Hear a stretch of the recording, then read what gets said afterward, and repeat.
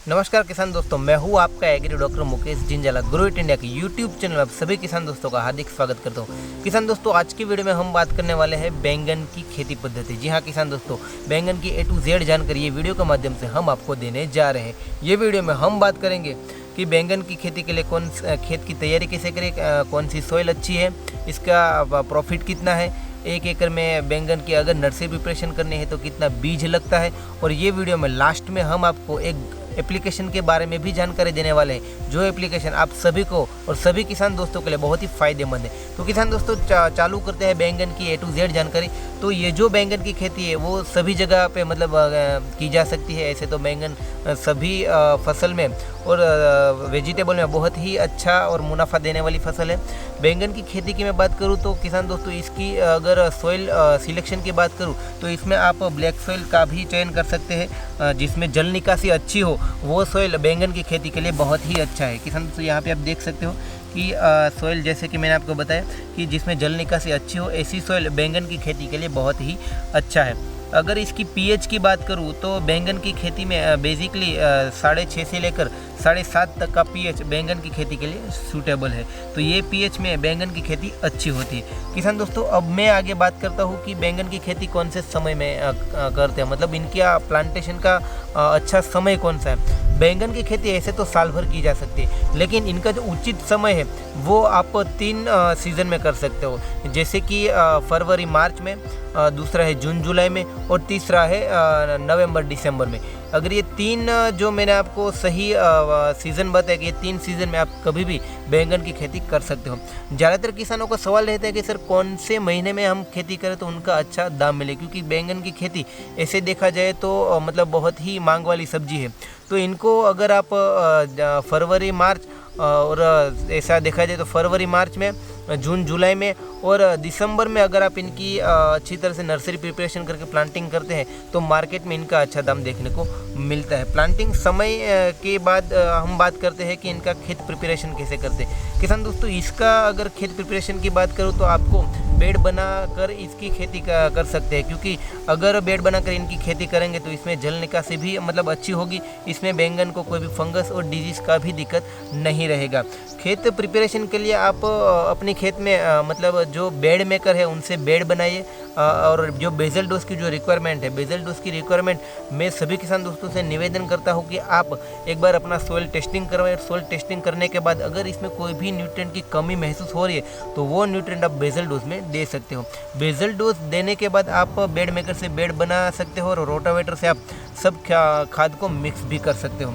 Bed maker से bed बनाने के बाद किसान दोस्तों, इसके अंदर 16 mm वाली ड्रिप सिंचाई को आप यहाँ पे देख सकते हो। तो ये जो पूरा खेत है ये बेड प्रिपरेशन करके किसान ने ये बैंगन की खेती की है। ये जो बेड है किसान दोस्तों, ये किसान ने 3 फीट का बेड बनाया है। यहाँ पे देख सकते हो 3 फीट का बेड बना, और बेड की जो हाइट है वो मतलब 1 फीट जितनी है, यानी कि 12 इंच जितनी इनकी हाइट रखी है, और इनकी जो विड्थ है वो 3 फीट रखी है। विड्थ 3 फीट, और जो बीच में जो चलने की जगह है यहाँ पे आप देख सकते हो वो 2 फीट रखी है किसान दोस्तों।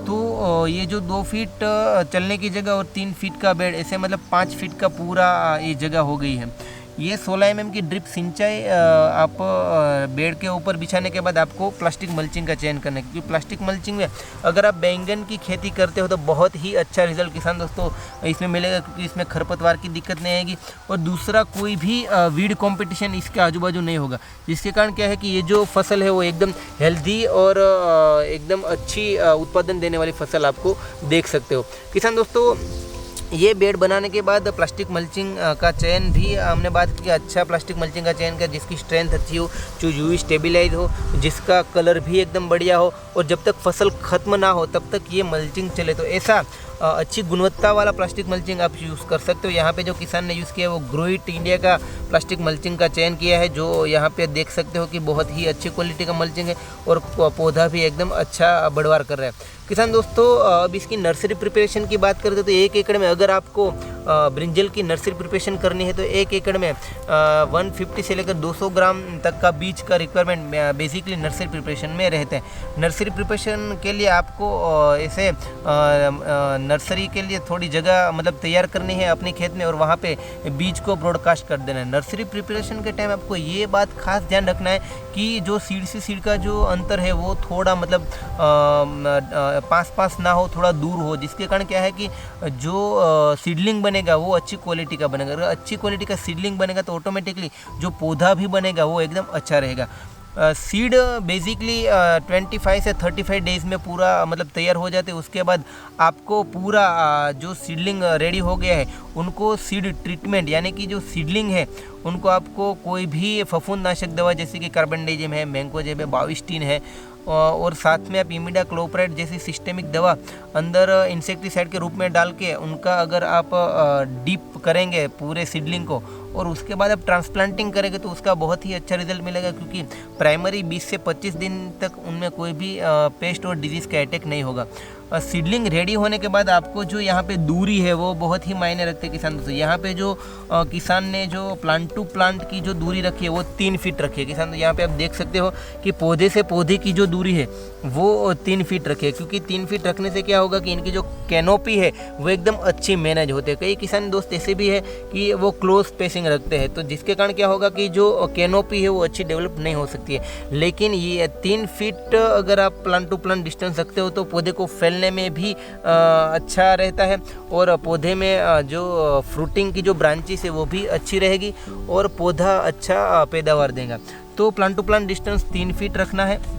प्लांट टू प्लांट डिस्टेंस मतलब आपने पौधा रोपण करने के बाद आपको एक बात का खास ध्यान रखना है कि पानी की कमी ना हो, यानी कि ड्रिप सिंचाई को आपको चालू करना है और उसमें आप न्यूट्रिएंट स्टार्टिंग के डेज में देना, जैसे कि 19-19 का आप ड्रेंचिंग करो, साथ में ह्यूमिक एसिड का भी आप ड्रेंचिंग करो, जिसके कारण क्या है कि स्टार्टिंग में जो उनका रूट का ग्रोथ है वो एकदम अच्छा हो।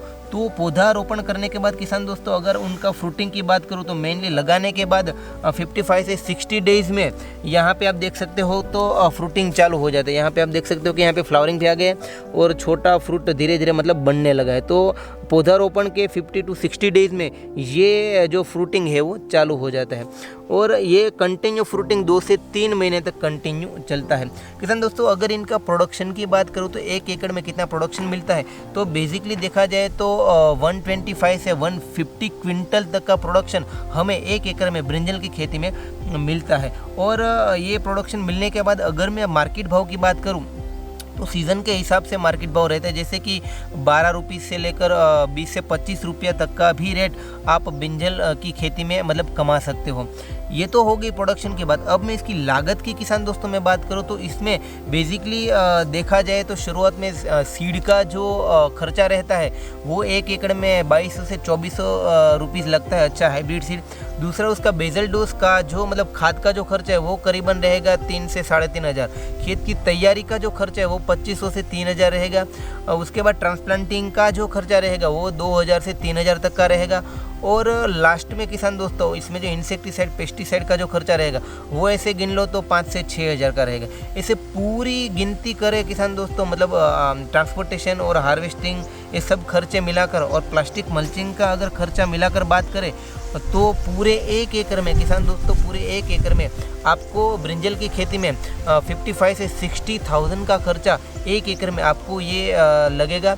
और अगर मैं उनका पूरी प्रोडक्शन की बात जैसे मैंने बताया कि 125 से 150 क्विंटल का प्रोडक्शन मिलता है 1 एकड़ में, तो ये जो अपना जो खर्चा है और जो मुनाफा है वो दोनों को मिला के अगर पूरे नेट प्रॉफिट की बात करूँ किसान दोस्तों तो 1 एकड़ में से किसान को 1,50,000 जितना यानी कि 1.5 लाख जितना फ़ायदा ब्रिंजल की खेती में किसान कमा सकता है। तो किसान दोस्तों ये ब्रिंजल की खेती ऐसे बहुत ही मुनाफे वाली है अगर आपने अच्छी तरह से उनका मैनेजमेंट किया तो, क्योंकि ब्रिंजल में मेजॉरिटी मैक्सिमम पेस्टिसाइड का यूज़ होता है, क्योंकि इसमें वाइट फ्लाई का भी ज़्यादा प्रकोप रहता है। इसमें जो ये एक प्रकार की इल्ली आती है जिसे हम स्टेम बोरर और शूट बोरर बोलते हैं उनका भी बहुत ज़्यादा दिक्कत आता है। तो वो टाइम टू टाइम मैनेज करके आप ब्रिंजल की खेती अच्छी कर सकते हो और इसमें अच्छा मुनाफा पा सकते हो। किसान दोस्तों जैसे मैंने बताया कि मैं एक एप्लीकेशन के बारे में आपको आपको बताने वाला हूँ। तो वो एप्लीकेशन का नाम है ग्रोइट ऐप। जी हाँ किसान दोस्तों, आप प्ले स्टोर के माध्यम से ग्रोइट ऐप को आप अपने फ़ोन में डाउनलोड कर सकते हो और ग्रोइट ऐप में आपको कृषि संबंधित सभी जानकारी मिलेगी। आपके पौधे में कोई भी दिक्कत आ रही है तो वो दिक्कत भी आप फोटो खींच के आप हमारे जो ऐप है एग्रोनॉमिस्ट जैसे कृषि विशेषज्ञों का जो अपना पूरा जो ऐप है ग्रोइट ऐप में फ़ोटो खींच के आप इसमें अपलोड करेंगे तो हमारे कृषि तज्ञ तुरंत ही आपका जवाब देंगे और आपको अच्छी पैदावार मिले ऐसा आपको ज्ञान भी देंगे। तो किसान दोस्तों, ये मेरी जानकारी आप सबको कैसी लगी ये हमें बॉक्स में कमेंट कर ज़रूर बताएं और ये वीडियो को लाइक शेयर और सब्सक्राइब करना भूलना मत, क्योंकि ग्रोइट का एकमात्र उद्देश्य है ग्रोइट का साथ किसान का होगा विकास। धन्यवाद।